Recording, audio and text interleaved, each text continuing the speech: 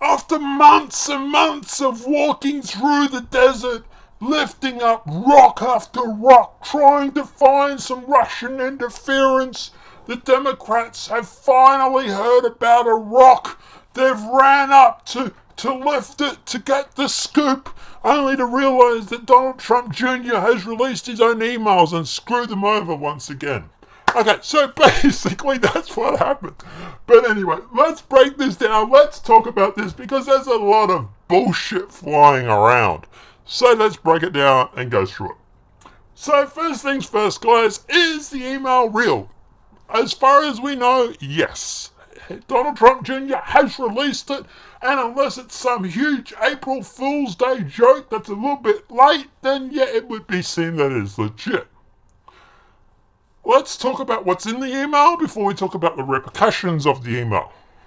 So, first things first, guys, you basically find that you have Donald Trump Jr. on one side of the argument. We'll put it up there, put that on the left, and we'll put the other guy on the right.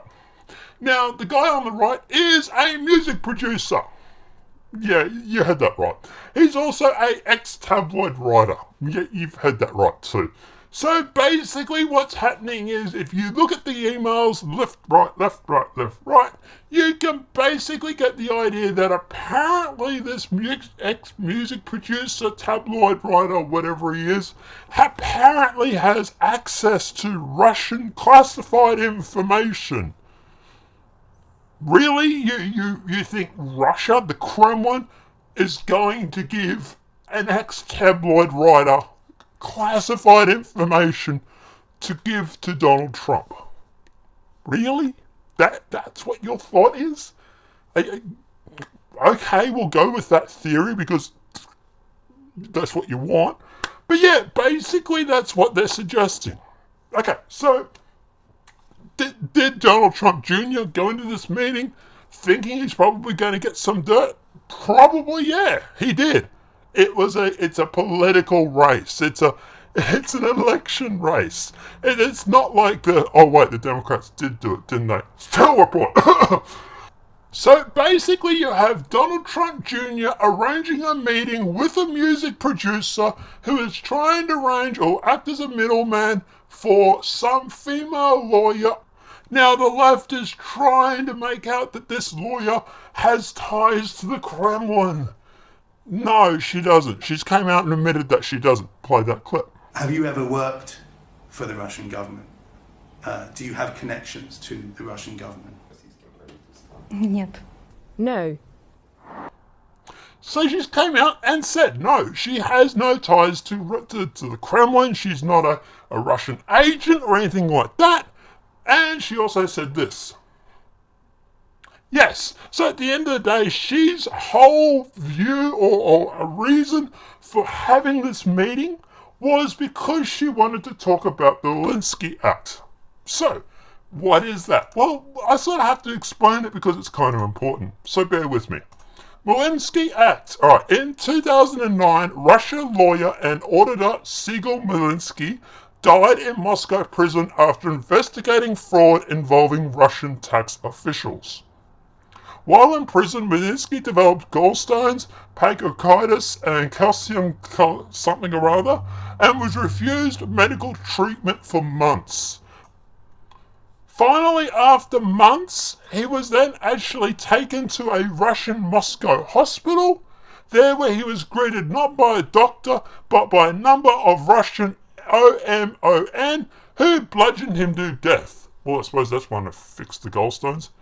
So where does this whole adoption thing come into it? Well, on December 19, 2012, the State Duma voted 40-4 to ban the international adoption of Russian children into the United States. The bill was unfortunately named after Davidovsky Chase Harrison, whatever, a Russian toddler who died in 2008 of heat stroke after neglect from his adoptive American father. So that's what she's actually wanting to talk about. She wants to stop, or she wants to lift the ban on adoption of Russian children by US parents. Not exactly anything to do with Hillary Clinton or a presidential election race or Kremlin details, is it? And that's when she turned around and she said that when I was supposed to go to this meeting, I was going to talk about these US adoption of children, but that's what her idea of the meeting was. But according to Donald Trump Jr., it was regarding Hillary Clinton.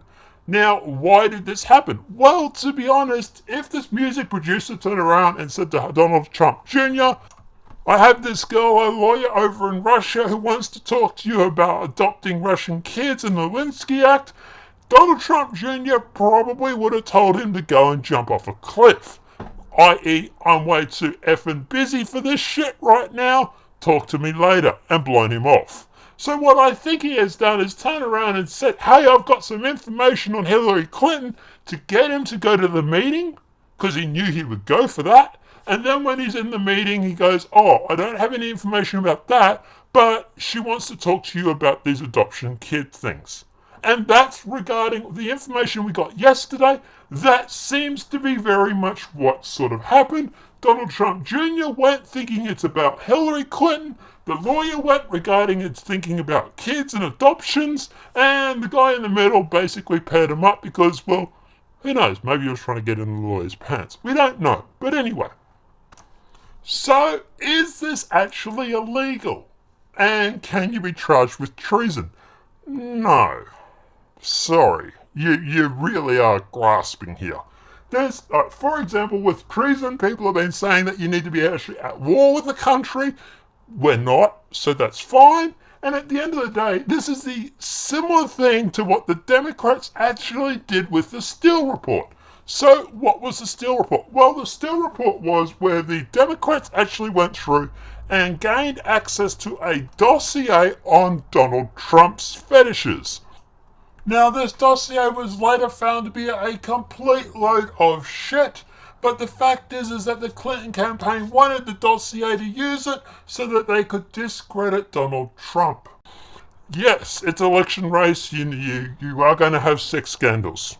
Basically, a Ukrainian-American operative who was consulting for the Democratic National Committee met with top officials in the Ukraine embassy in Washington in an effort to expose ties between Trump, top campaign aide Paul Manafort, and Russia, according to people with direct knowledge of the situation.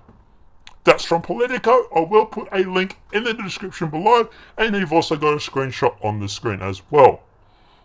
So that kind of sounds a little bit worse than what Donald Trump Jr. actually did. Donald Trump Jr. went to the meeting to have a chat where the Democrats actually went through and actually got some information. Regardless of whether that information was accurate or not, well, that's regardless of the point. They still went through and actually got the information and reportedly paid for it. Now, the reason why Donald Trump Jr. supposedly went to this meeting was because they were after information regarding the DNC. Now, the reason why I'm touching on this because I uploaded a video yesterday everybody should go and watch. It is an independent analysis who has gone through and actually analysed the data, the emails that were taken from the actual server from Hillary Clinton, and he has actually worked out that the megabyte transfer on those data files is 23 megabytes per second. How is that important? Well, to be honest, that is actually LAN speeds. To do that, you have to be connected to the network or using a laptop or a thumb drive or something along those lines.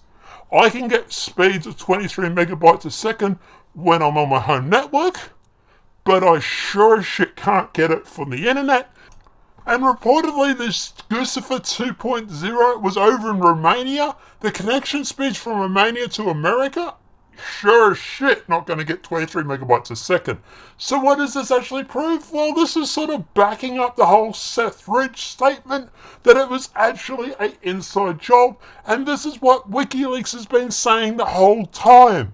This is an actual leak, not a hack. So like I said, just wrapping this up, Donald Trump Jr. done anything wrong? No. In fact, Hillary Clinton has done a lot worse when accessing the Steele report, and absolutely nothing came out of that.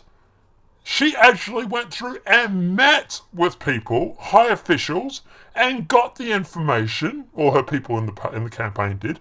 And Donald Trump had a meeting with a lawyer to talk about kids on the proviso that it was supposed to be getting dirt, but he never actually got anything. So at the end of the day, if Donald Trump goes down for this, Hillary is going way down because she's done something a lot worse. So am I worried about this, or do I think that anything's going to come out of this? No.